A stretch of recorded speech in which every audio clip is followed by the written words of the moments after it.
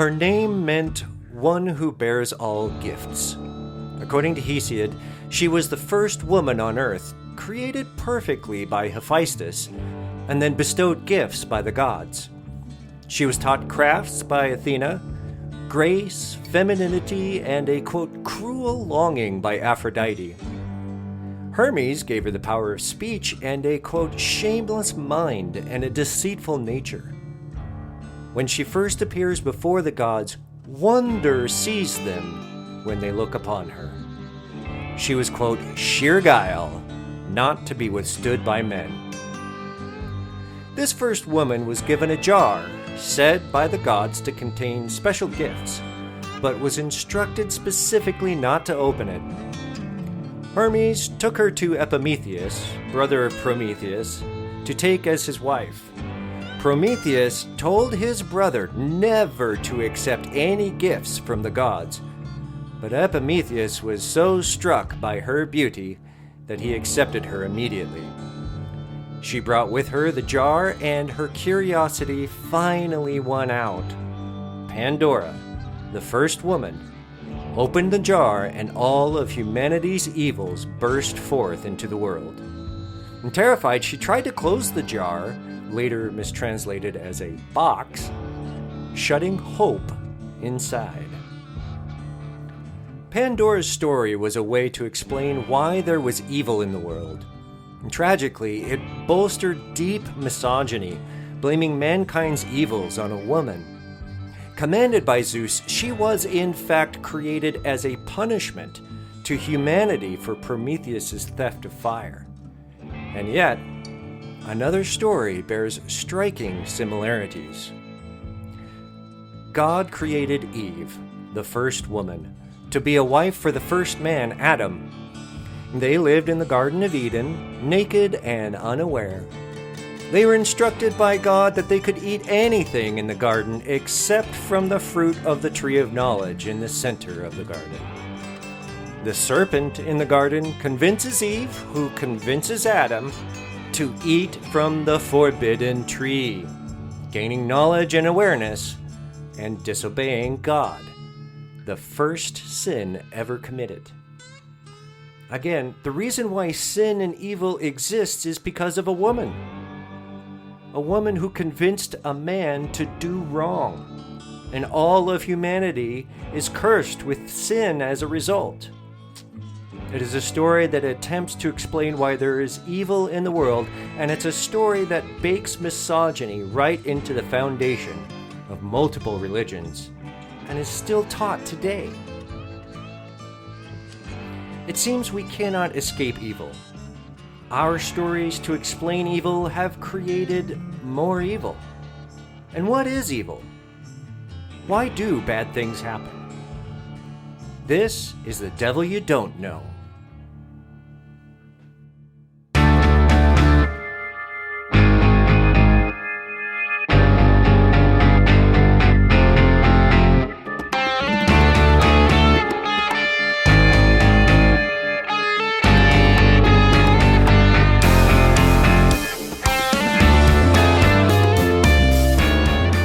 Welcome to The Devil You Don't Know, the podcast that explores the historical and cultural relevance of the figure known as the Devil.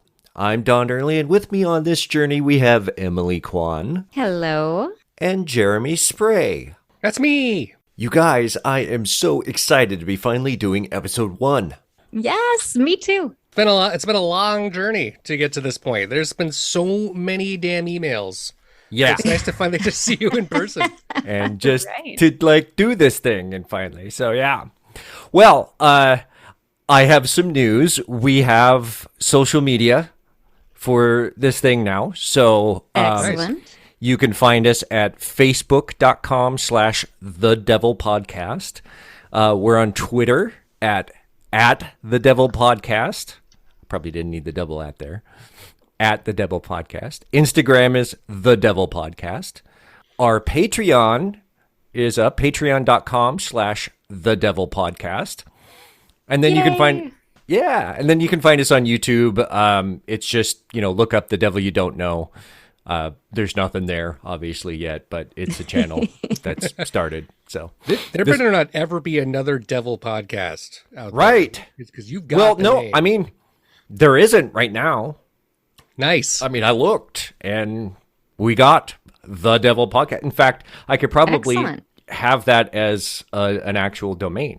So something I'm going to look into. Ooh, I love Sweet. that. This podcast is about tracing the history and the cultural context of the devil and the personification of evil. And that might sound like the same thing, but as we'll find out, that can mean a little bit different things.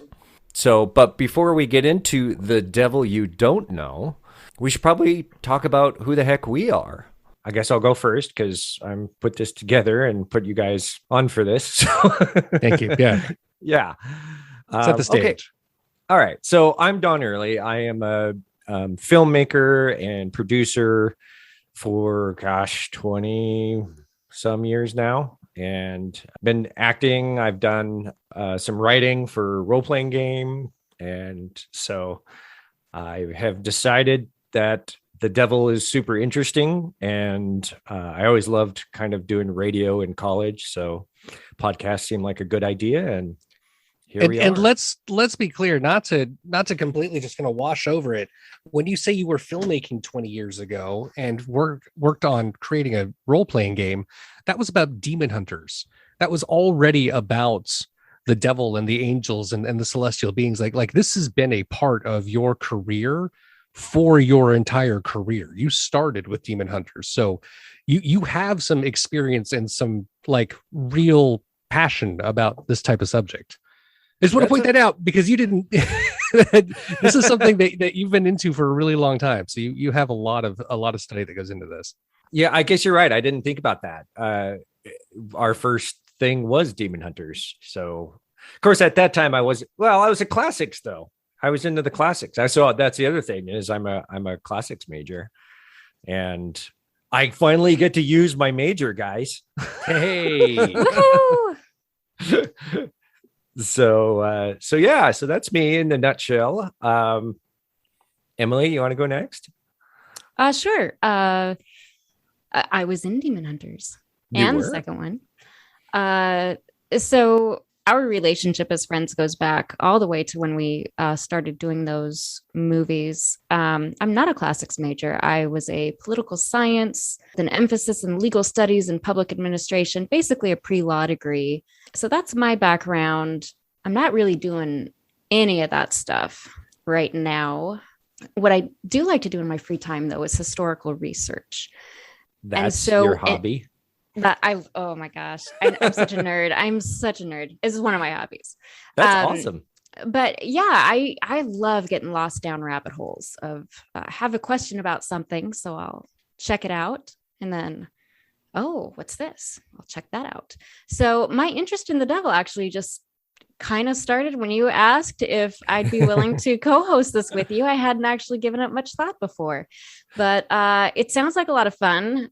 Talk about a lot of rabbit holes to get lost in. Oh man. And so I just have barely even scratched the surface. So this is going to be a lot of fun. I foresee a lot of my free time spent with numerous things to read and watch and learn about. So is your family going to look at you weird with all this devil stuff? they may. So. Yeah. Well, Jeremy, you're up. Yeah. So didn't go to college with you guys, but I've known both of you for well over a decade. I think closer to 15 years now. And my background is a little bit different. I am also an actor, and I've been a film actor and worked in television and film for well over 15 years. Now I am a corporate trainer and telling stories in different ways to audiences. But I grew up evangelical. I was raised in the evangelical church and I had a real hard time connecting to a lot of the material. And the one thing I could connect to is stories and characters. And so the way I was able to relate it in my life that wasn't full of fear was understanding the characters of all the stories that I heard. So Lucifer coming down and the biblical references to the Bible and the adversary and Satan and all of those. But it's a real interesting thing for me going into the idea of the devil, because I did so much, I would say scholastic studying of it as a kid, because that was how I could kind of conceptualize the biblical information. But I couldn't get into any of the actual lore or mythology or even pop culture references because my parents were so afraid of it. The satanic panic was very real in my household. Dungeons and Dragons to Teenage Mutant Ninja Turtles, like if it wasn't godlike or god-based at all, I couldn't watch He-Man. I could barely watch G.I. Joe, like nothing that would work for my parents. Like it was really shut down. Fascinating that they wouldn't let you watch He-Man, but they'd let you watch G.I. Joe. Right? Yeah, but like even that was minimized. There was a lot that was really scared of. Munsters was bad in my house, in my mom and dad's house. Like it was really intense. And so there was a part of me that was drawn to it because I was like, why is that so bad? What do I need to know about this? But I am very clear, even as an adult, that I have these ingrained, taught, trained, visceral reactions. I remember seeing a pentagram once. I think I was watching a movie like The Burbs, or yes. I think that was it, right? There was a whole satanic ritual situation where they went to I want to kill everyone. Satan is good. Satan is good. That's right. like I remember seeing it, and it was supposed to be funny, but I had this like, I need to be afraid of this. And I had this trained like, that's bad. That's really bad. And now I'm 42 and I know way better than all of that. And I still have those reactions. I still see it. I still have this knee jerk. And so I'm really excited to kind of talk about that and kind of go into the, where did that come from? Why do we have it? What's coming up from it? And who else does it affect? Because it's really interesting that no matter what I believe about the devil or where it comes from, I have a reaction every time I hear about the devil. And it comes up and it's consistent. So, yeah. That's really interesting because you grew up in a religious family and I did too. In fact, my dad was a pastor with the Evangelical Lutheran Church of America. And so I grew up going to church every single Sunday. That's what you did, you know. Yep. And I was mentioning this earlier, that I have no recollection of my dad ever preaching about Satan or the devil, anything like that.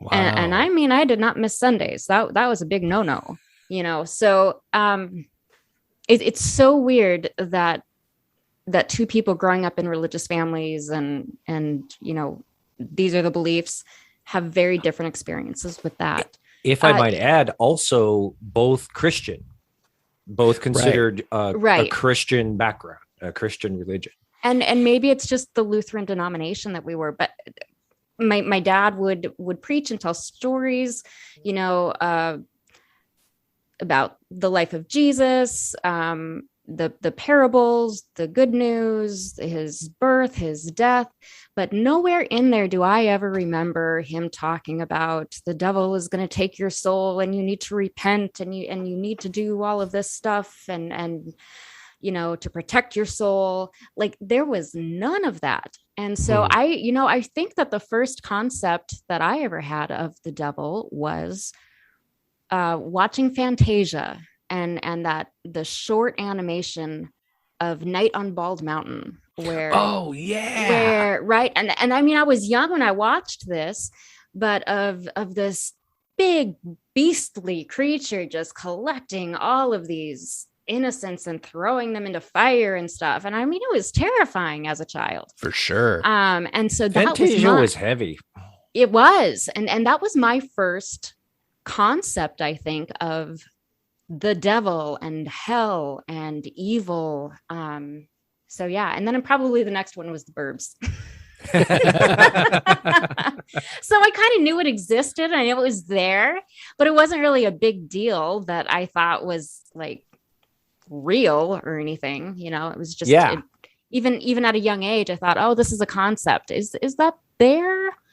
Probably not. That seems kind of weird. So, yeah. But anyway, yeah. So just that difference between our two very religious families, that's just really striking to me. This is something that I've been picking up on as I've been delving into uncovering just what I can about this figure. And so this podcast is dedicated to tracing the history and the cultural context of the devil and the personification of evil. And we'll kind of talk about what those two things mean as we go on.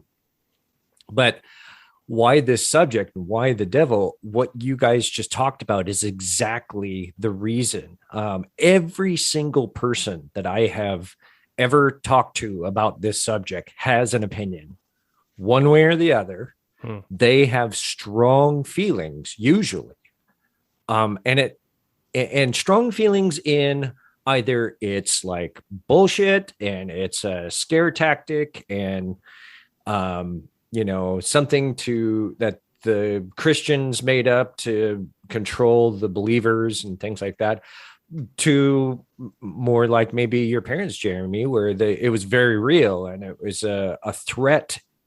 It was existential but also in this present moment, a spiritual active warfare against you kind of situation. And there's a whole gamut in between there. I grew up Lutheran like you, Emily. I only started going to church when I was 15, but we weren't super religious. But we kind of went to church to more for social reasons, just to meet more people and have a community.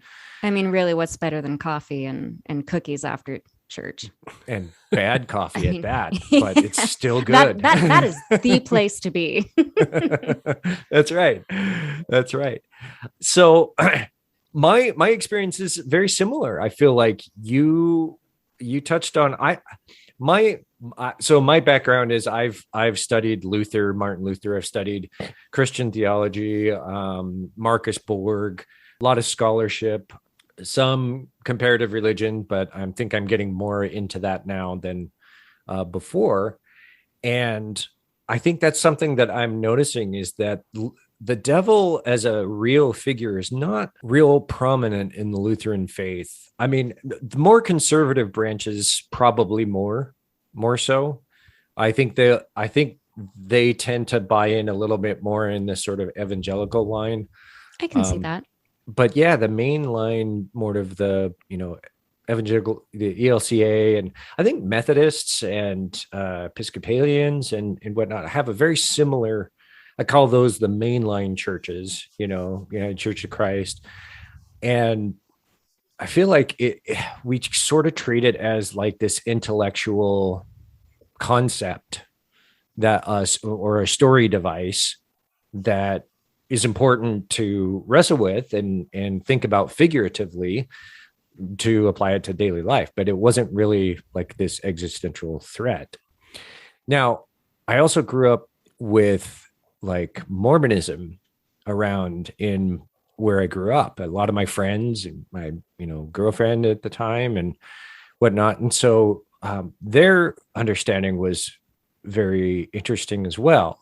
And I don't remember a lot of it. I'm going to have to get back into it and, see if I can talk to some knowledgeable folks to get a better understanding. But I think that's the point, is that even atheists have strong visceral feelings, either a rejection or, on the conservative side, a complete acceptance and like trying to arm up and defend themselves.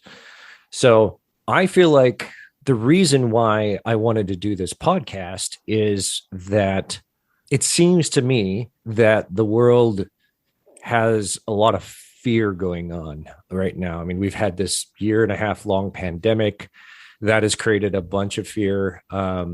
We had Donald Trump for 4 years, and we had escalating school shootings and violence leading up into that.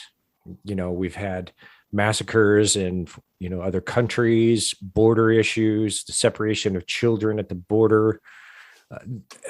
There's just a lot of these things that I would consider evil, or at least evil acts or evil systems. And I feel like we're seeing a rise in people believing real supernatural forces going on. At least we see that in the media, Meaning that it might not be the devil as a singular entity, but just the devil representing this concept of evil. Well, is that what you mean? That's part of what I want to do this podcast and find out. But what I'm referring to, didn't mean to jump ahead. Yeah, no, you're fine. What I'm referring to is that I feel like, just given from the anti-vax sort of feeling about, and the fear that's sort of driven there, the QAnon support, where that really took fire with Donald Trump and that sort of thing, and it was just surprising to me how what seems to be a lot of people believing it. And these, I know some of these people, and they're good people. They're smart people. So what had occurred to me is, maybe if we start trying to understand what is evil in their worldview, what is the devil to them, we might have a better ability to talk about it and to maybe come to terms with it a little bit more. It's easy to do otherisms. I mean, I'm guilty of it myself. I do this so much. I do kind of feel like I'm a pretty judgmental person. And so when there's something that I don't like, or I don't, it's there for me. And so when there's a group of people, much like QAnon or Trump supporters or things like that, it's easy to lump them into a group that's maybe perceived as less intelligent, or less than, whatever it is, less than, so even most of us are capable and guilty of doing that on some level to anybody, either conscious or unconscious. Yeah. And I feel like a study of the devil and the study of evil will help us reveal some of that in our own selves, but also maybe elevate everyone's consciousness level and awareness so that we can engage with each other and maybe hopefully help reduce violence and atrocities and things like that. So I asked you folks to come join me on this journey. Why did you say yes? Well, I thought that it would be fun to learn something new that I honestly really don't know anything about, because I haven't read up on it. My preconceived notions are very, very limited. So I always jump at the chance to learn something new. So that's why I said yes. And who wouldn't want to hang out with your buddies to record something? So that's basically what I wanted to get to. And I thought that it would be especially interesting for me growing up as a pastor's kid and hearing, being preached to every Sunday, not necessarily about this topic. And was this topic left out intentionally? And if so, what does that mean? So anyway, yeah, I guess it's just a sense of deep curiosity for me. So that's why I said yes. I'm glad you're here. Well, I'm glad I'm here too.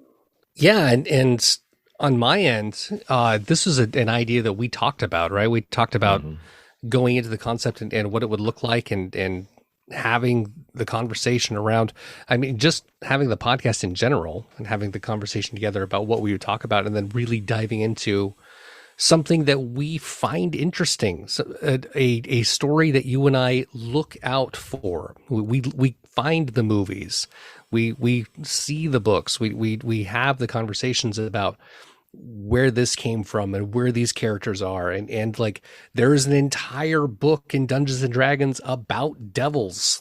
They're like all of these different characters and monsters about them, and these infernal magics and whatnot, that it really inspires a lot of the fantasy mindset. So I'm here because it is already interesting, and it's already something that I like to seek out, and I have been for a long time.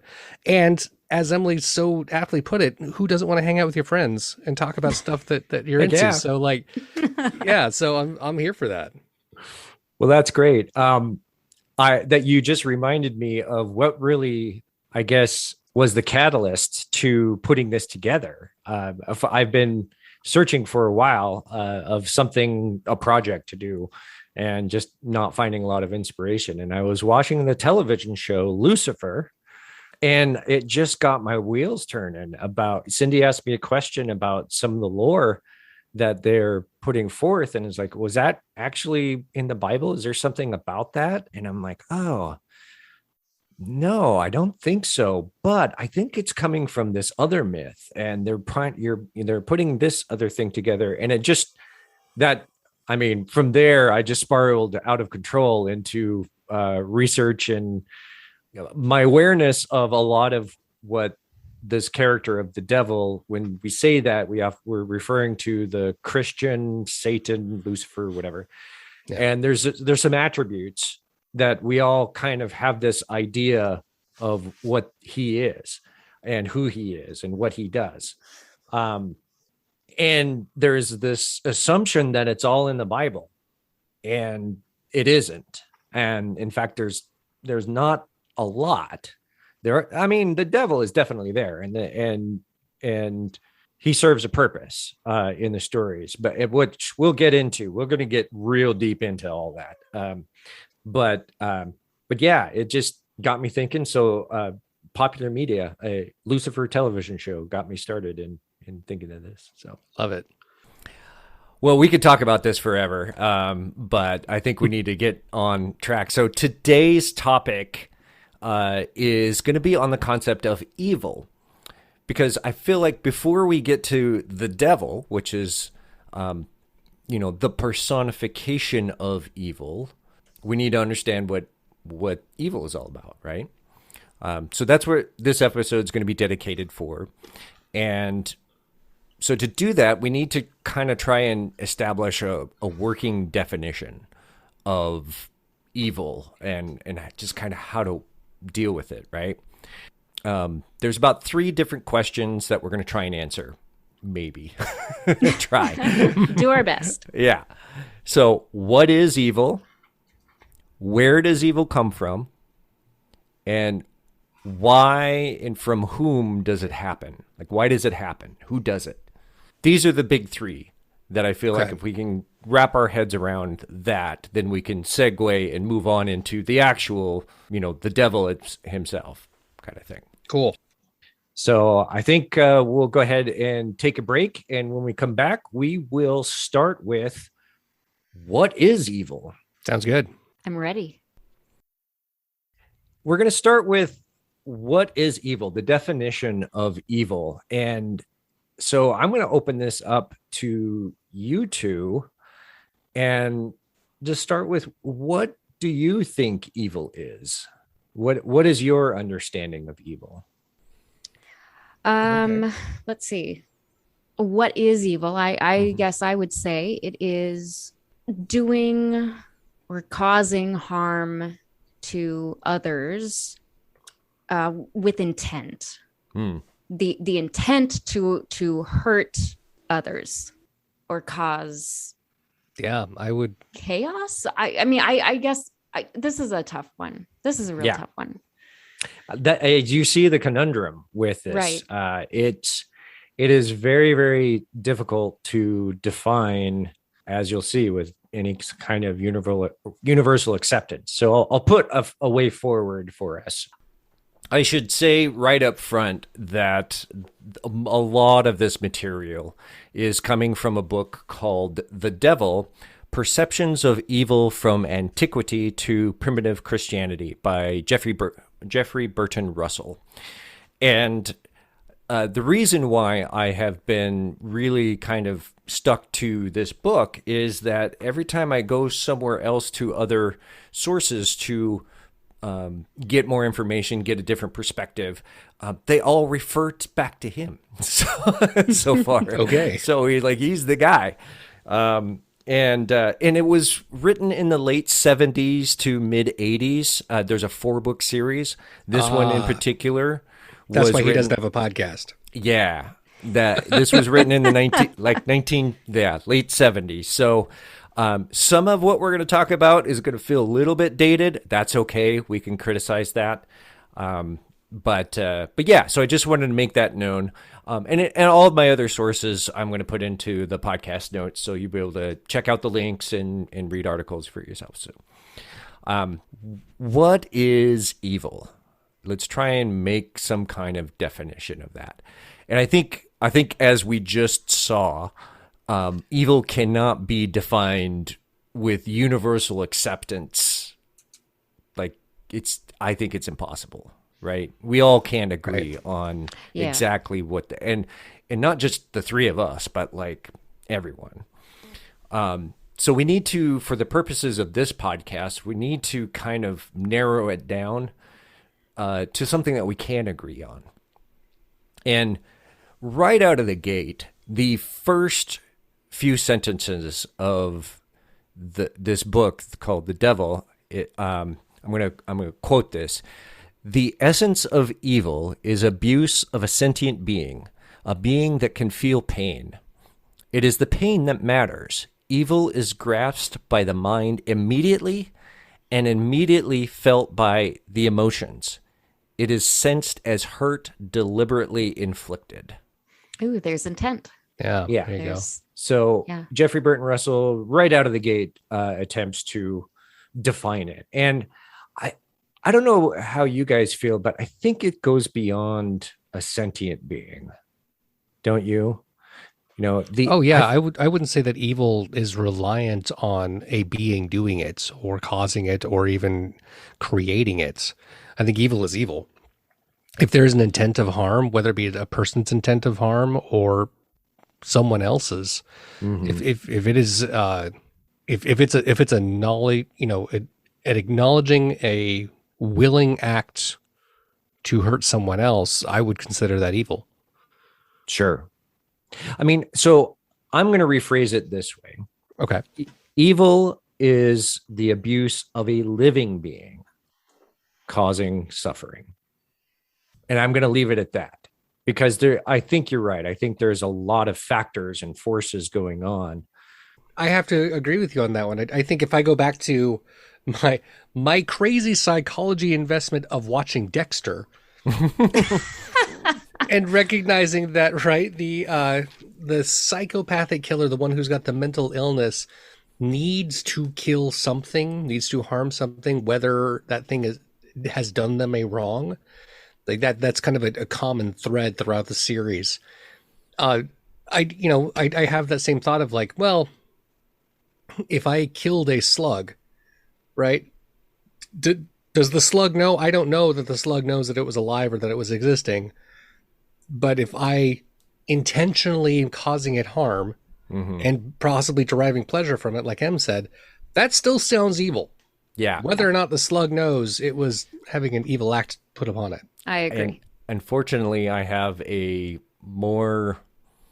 I'm not going to get into the details of it, but there's a real prominent example that comes from our growing up, our experiences of growing up. There was a series of films called The Faces of Death.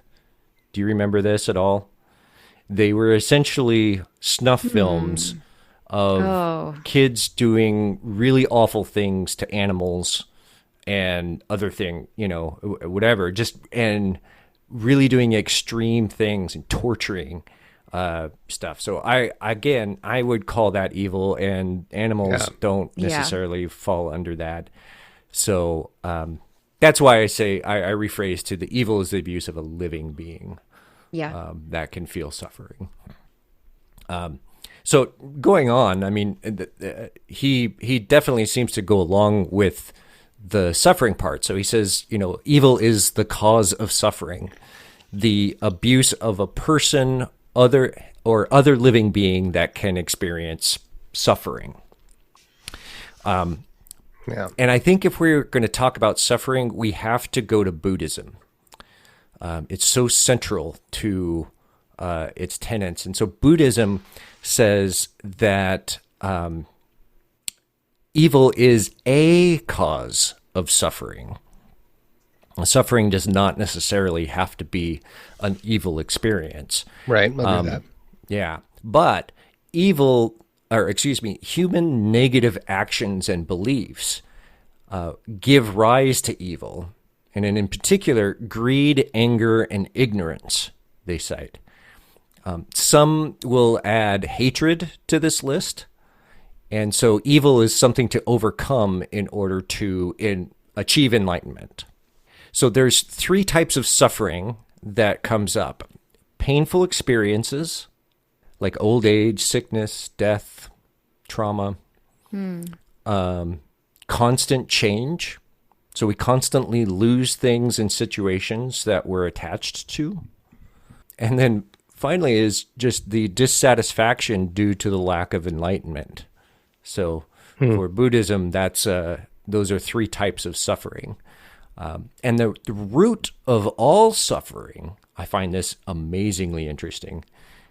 The root of all suffering is desire. Desire causes suffering, the pursuit of a thing, right? I just realized you couldn't hear my facial reactions. Yes. Where I'm nodding with you like, oh yeah, that's really interesting. But yeah, that's, I mean, when I think of it that in those terms, of course it makes sense, because the intent of desire is to want something, whether it's something I have or something I don't have. It's usually something I perceive that I don't have. And so therefore, by being in lack, I would be suffering. Mm-hmm. That's a real interesting kind of coin flip side way to look at it. Yeah. Evil is senseless, meaningless destruction. So Eric Fromm puts this as evil is life turning against itself. This is from his The Anatomy of Human Destructiveness. That's a good saying. Yeah. I like Yeah, that. interesting concept too, because that would imply that life itself is opposite of evil. So evil is life attacking life, or right back to that causing harm, causing intentional pain. Yeah. Yeah. Well, and I think there's a sense of betrayal there too. Yeah. Right. So life betraying itself, I think is part of that. Evil, and if there's nothing else that we get out of this, I think to me this is the kernel, the central core of what evil is. Evil is as humans perceive it to be. The perception of evil is a direct, immediate experience of something done to an individual, whether it be person or animal or whatever. So it's based on your own experiences, you try to identify with the suffering of others. And I just feel like the key to that is evil is what we perceive it to be.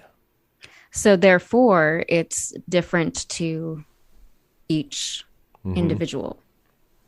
Yeah. Okay. But I do like that it's the experience of the immediate experience of something done to something else that causes suffering, right? Yeah. And then we try to identify with that. It's in our nature to do that through empathy, right? So, which segues to the next thought is through empathy, we can actually do this with individuals that we know personally or complete strangers, whether it's thousands of miles away or thousands of years away. The distance doesn't really matter. When we hear the story of the individual by means of empathy, we can experience a version of that ourselves. So examples of this would be like the heretic burning at the stake or tortured in the dungeon. Joan of Arc comes to mind. you know, a real person who experienced this. When we read her accounts, read her story, you know, we can be there. The Jewish mother and her children in the gas chamber, you know, back in World War II. Right. The show Man in the High Castle has a very moving and heart-wrenching example of what I just talked about. Yeah. A couple other things that I'll throw out there just because they're personal to me. You know, the gay man beaten to the edge of his life, only to die several days later. You know, I'm talking about Matthew Shepard. Yeah. And of course the woman who was raped by her drunk boyfriend. Now that's a lot of people's stories, unfortunately, but the one that stands out to me is the Brock Turner case. Yeah. Yeah. And so we have to understand evil in terms of the individual. When we get abstract, you know, we really can't get there. We can't really grasp with evil all that well. It doesn't really prompt us to action of any kind for the most part. So evil, it always has to come back to the suffering of the individual. And we can perceive on a larger scale, but I just feel, he feels, and I agree, that when we move beyond the individual, it gets more distant and more difficult to really wrap your brain around. Agree. I mean, you know it's bad, but when it's dealing with a specific individual and you hear that individual's story, there's almost an intimacy there, and that makes it so much more real. Yeah, I agreed. You were like back to that thought you just mentioned of the gas chamber, Don. Like, I know the Holocaust was horrific. 6 million people were killed. But like, I hear that and I go, wow, that's awful. 6 million people that I can't conceptualize. I can't visualize how many people that is. I can't hardly even wrap your head see around it. that. I can barely get around it. Yeah. You say that one woman and her children who got killed in a gas chamber, that I feel. That I have that reaction to and go, oh my God, that is so evil. Causing that type of harm. Yeah.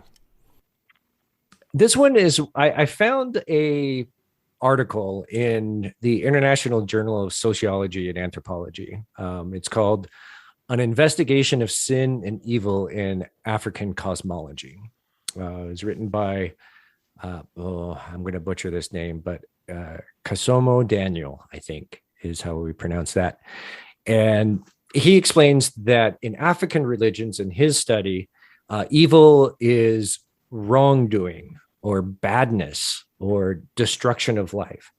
And I thought that was really interesting that, Emily, you brought up badness as well, that there is, that evil is perceived as a bad thing, or badness, but it has to go beyond that, because bad things happen. And often bad things happen accidentally. But I really feel that there has to be an intent behind the bad outcome for it to truly be evil or influenced by the devil, or of who basically maybe is the personification of evil, or the objectification of evil. Yeah. Evil turned into an object, which is the devil, I guess. But I mean, that might be moving forward. But back to badness. My cats knocked a plant off the thing. It woke us up in the middle of the night, scared me half to death. That was a bad thing that happened. It killed the plant. It broke my pot. It was a huge mess to clean up. That was not a good thing.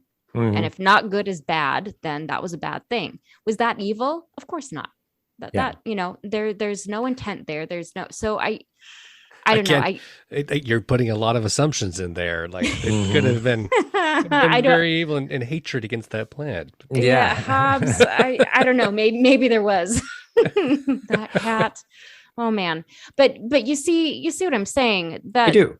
Something is bad, but just because it's bad, that does not mean evil was behind it. I also just want to point out that we are also thinking in terms of like the American first world, even white perspective here on what wrongdoing and badness is. Right. Those understandings can be very, very different to other communities. Right. And I picked the most mundane, less bad thing that I could think of recently, just to go from one extreme to the other. Right. But to many, they wouldn't call it bad unless it was evil. Okay. See what I mean? Gotcha. So yeah, it's again, people's all over everywhere trying to wrestle and come up with some way to understand this thing that we experience. In ancient Egypt, I love this. Evil is the disruption of Mayat, the ordered, harmonious justice of the cosmos done by the individual. So it's the disruption of the harmonious justice of the cosmos done by an individual. It feels a lot like the turning life on itself as well. Yeah. Same kind of deal, right? Yeah. Life working against itself. Absolutely. Some say that, as you've brought up, evil is the absence of good or nothingness. You said the opposite of good, but some say that evil is just the absence of good. It's nothingness. It's like a vacuum. That's not what I would think at all. I guess just nothingness. I guess would be maybe in the middle, not good or evil, to me anyway. Yeah. Now we're going to get to my buddy Martin Luther. Martin Luther, the 16th century monk. Martin Luther, my 16th century monk, bro. Yeah, that Gets guy. me. So Luther uses the word sin and evil kind of interchangeably. And he has some pretty strong feelings about it.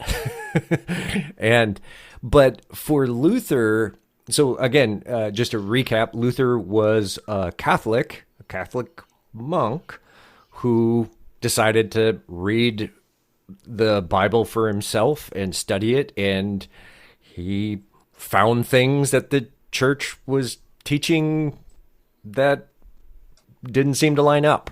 And so that kind of sent him down the path that he went on. And so for him, sin and evil really is about the turning away or the not trusting God.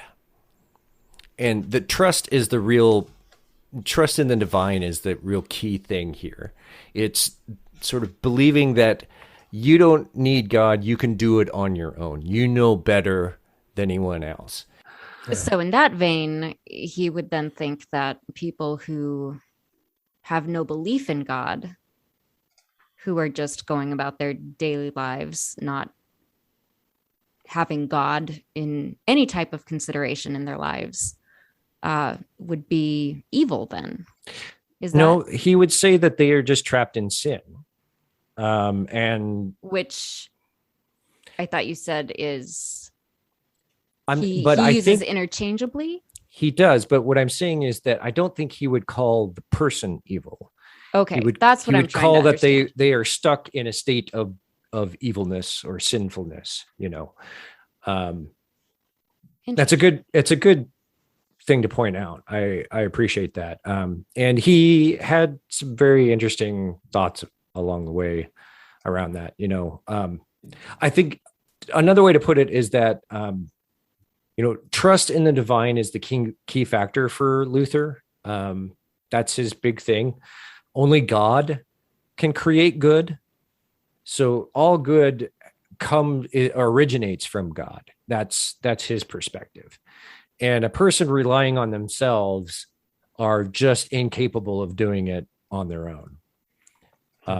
And that's where he sort of operates. He says, quote, "The will of man without the grace of God is not free at all, but is the permanent prisoner and bondslave of evil, since it cannot turn itself to good."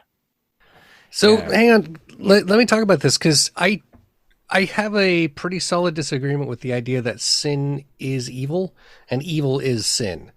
Mm-hmm. In all fairness, based on the concept of sin, right? The Judeo-Christian concept of what sin is, I would think that everything is evil is also a sin. That probably fits. Causing harm to others, intentionally hurting others, betraying them, everything that would be an evil act, killing, that we've mostly been using as an example, sin. Totally makes sense. But is all sin intentionally evil? Is all sin sought to cause harm? Do you think that is a proper comparison of the two? Well, or do you want to just go with it because that's what Luther says and we're going to use his examples on? Because I'm okay with that too. No. My place is, or my position is that evil is as we perceive it to be. So that can mean different things. And so to Luther, sin is evil. Sin is the same. We are enslaved to it. We are in bondage to evil. And so for him, that's why he needs, you need God in order to pull you out of that. And the devil was very, very personal to Luther. The devil was a character that plagued him and tortured him in real life as he perceived it. And he agonized over this. So we got to kind of understand where he's coming from too, Gotcha. I'm not saying he's right. And I'm not saying that that's the way we should look at things, but it has influenced Christian thought for a long time. It affected his life, therefore it affected his writings and what he has taught to others. And there's an entire religion, well, the whole Protestant movement, and all those denominations thereof, I guess, are influenced by Luther. But the big thing that that sort of stuck out for me is that it's a change from evil as particular acts or particular wrongs against the church, or witchcraft or whatever, although he was totally against it. He changes this to a state of being, that heaven and hell, he evolves to come to understand that these are not places after you die. They are states of being that we can experience in the here and now. And that's one of those things that I glom onto Luther's thought process about. Okay, thank you. I didn't mean to kind of cut off the train of thought there, but I wanted to kind of make sure that I was going down the same track. Yeah, for sure. Yeah. So, I mean, that leads us to the very end of this, which is evil is personified. We do this, but why? And so Russell says, we feel evil as a deliberate malignancy happening to us from an external entity. That's how we experience evil. We feel threatened by hostile and alien powers. And evil is personified because we just do that.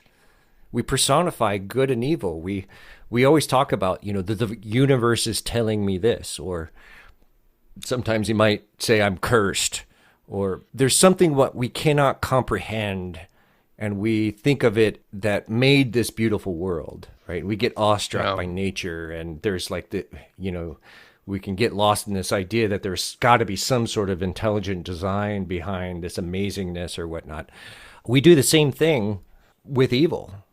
Things that we cannot comprehend, we interpret as sending evil to us, or that. We need that easy explanation. Yeah. So we have to find a way to explain what our brains can't Yeah. comprehend. And we don't I want to guess. take responsibility for it, to be honest. I mean, it is in our nature to shift blame on something else. Yeah. Question for you.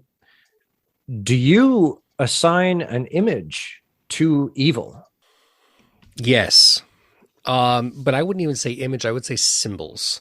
There are certain symbols that I look at them and I go immediately evil, like that. My reaction goes to that. And the swastika is one of those, specifically the Nazi swastika, the one that's in the reverse flip. So Yeah. the Nazi flag, that one strikes me as being evil immediately. I don't want to say it out loud, but I already admitted it earlier. The pentagram, specifically the pentagram with the goat face inside of it, the Bahamut or Baphomet face inside the pentagram, that catches me as an evil reaction. Like if I see a witch wearing that, or if that is a piece of decoration, I go, oh, that is the black magic. That's the dark one. That's bad. That's an evil symbol. That one I have struggled against more. I've tried to retrain my reaction to that truly religious symbol more than a couple times. The swastika, though, fuck Nazis. That's always evil for me, and I continue to stay enforced on that one. Agree. Yeah. Agree. For me, I can recognize symbols that are meant to be associated with evil or the devil, such as the pentagram that you were talking about, the numbers 666. I know that that's supposed to be the sign of the devil, or something like that. Does that get a reaction from me? Like, I recognize that, but I don't put any stock in those things as actually being evil. So, but I recognize those as representative of evil because that's what I've grown up with, and that's what society has said are evil, symbols. So, like the upside down cross. The upside down cross, right? Right, The movie The Exorcist. I learned a lot about the devil from that movie. A lot of people did. Yeah. So, but again, I recognize those symbols as just, those are there. Those are the symbols that represent the devil or evil in the world. But they don't strike fear in me. They don't, yeah.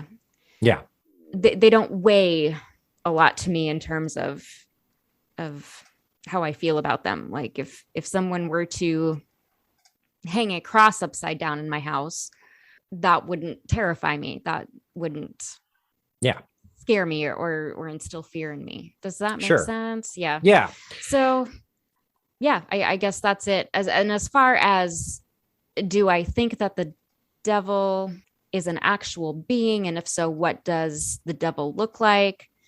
I have no idea. I'd probably go to my very first image of the devil, which would be from Fantasia's Night on Bald Mountain. This gigantic beastly creature with these glowing eyes, killing things and making them suffer. And I guess that would be it. That would be, I am so excited to the image that I have. So delve into the imagery of the devil and where these things come from. And because you're right. I mean, the way we picture the devil, the way we perceive or, and conceptualize this being is through art.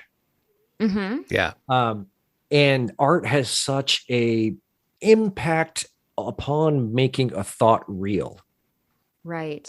It has inspired to the point of becoming real, becoming a reality.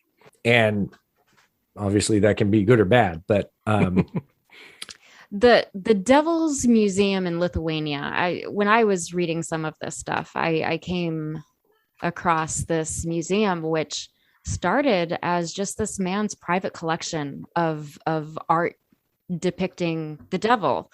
And now there's like 3,000 pieces of art in this museum there, and they're all depictions of what the devil looks like. And most of them are sculptures. And I was looking at some of these images, and some of them are grotesque and just not at all pleasant to look at. And then some I found just downright comical. Like they look like a joker or a jester that you would picture from the medieval times, a jester in a court, weird hat, weird shoes and stuff. And so it's just really interesting how different artists have portrayed the devil. It's because it's many more of them than not are completely different than what I picture in my head.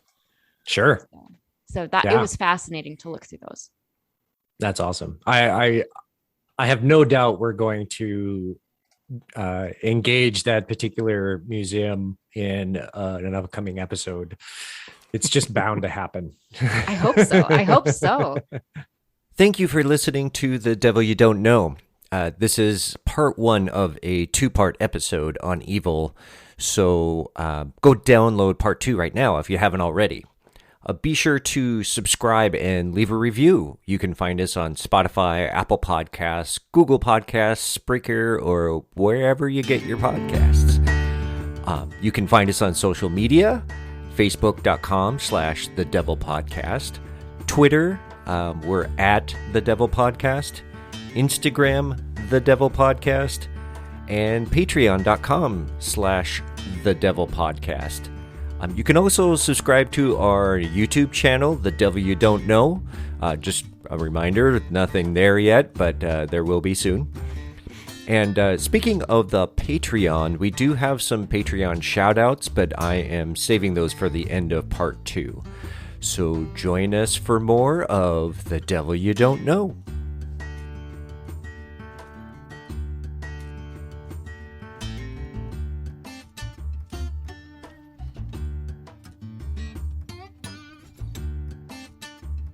Next on The Devil You Don't Know. Oh, man. Just called you out. Oh. Hang on a second. What if I'm not the one doing harm to people who are doing harm? What if I'm just enjoying that harm is coming to them because they're crappy people? And that's an evil action. An evil action or even an evil thought because I'm causing harm to somebody else. Yeah. And now my justified anger doesn't feel as justified because I was being evil to them. So fuck you. That's what I was trying to say. Yeah, I hear you. I mean, if we're going back to this understanding that evil is the intentional causing of suffering, I'm You're going to take the fun out of everything, Don. I'm just reporting stuff I read in a book, okay?